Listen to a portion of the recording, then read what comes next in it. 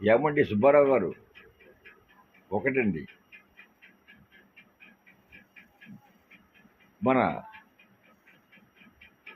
వెంకటేశ్వరరావు గారు తీసుకొచ్చిన వస్తువు, తినే పదార్థం ఏమో ఎటువంటిదో ఏంటో, ఇంగ్లీషుందో ఏంటో అని అన్నారు. అది చేసిందో చేయిందో మీరు చూడలేదు. ప్రేమతో తీసుకొచ్చి పెట్టాడు, మనం తీసుకుంటామే. ఇంకోటి చెప్తానండి, ఇప్పుడు ఆవు పాలు ఇస్తుంది. శ్రీకృష్ణ పరమాత్ముడికి, భగవంతుడికి, ప్రతి ఒక్క భగవంతుడికి కూడా మనం నైవేద్యం పెట్టేటప్పుడు పర్వణం చేస్తున్నాము, పాయసం చేస్తున్నాము, చక్కెర పొంగలు చేస్తున్నాము, ప్రతిదీ కూడా పాలు చేస్తున్నాము.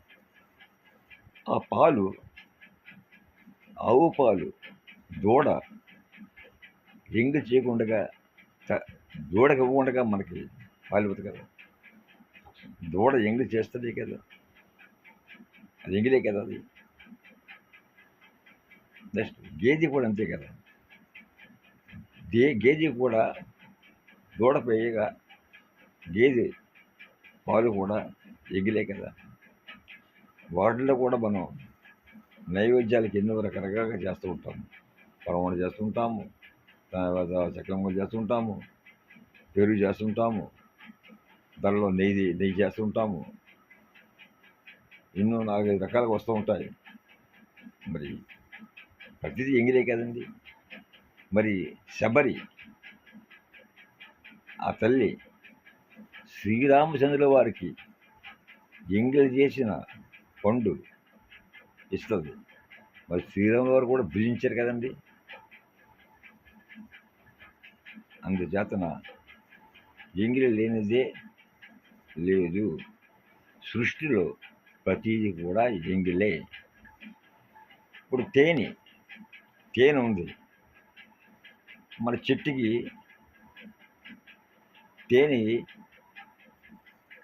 మన సీతాకొక చిలకో లేకపోతే వేరే ఎంగిలి చేస్తుంది. మరి పట్టు తేనె ఈగలు, మన పట్టు తేనెలో ఉన్న ఈగలు అవి స్వీకరిస్తున్నాయి కదా, అది ఎంగిలే కదా. దీన్ని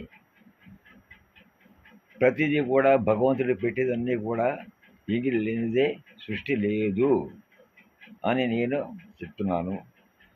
అది నేను అన్న మాట కాదు, ప్రతి ఒక్క గ్రంథంలో రాసి ఉన్నది, ప్రతి ఒక్కరికి తెలిసిందే. కానీ ఇప్పుడు ఉన్న యూత్కి, ఇప్పుడు ఉన్న ప్రజలకి తెలియని వాళ్ళు ఉంటారు కదా, వాళ్ళకి తెలియపరచడానికి ఈ యొక్క రీలు చేస్తున్నాను. అది అందరికీ తెలుసు, కానీ మరొక్కసారి నేను జ్ఞాపకార్థం చేస్తున్నాను అంతే తప్ప మరోడేం కాదు. జై హింద్. శుభ రాత్రి.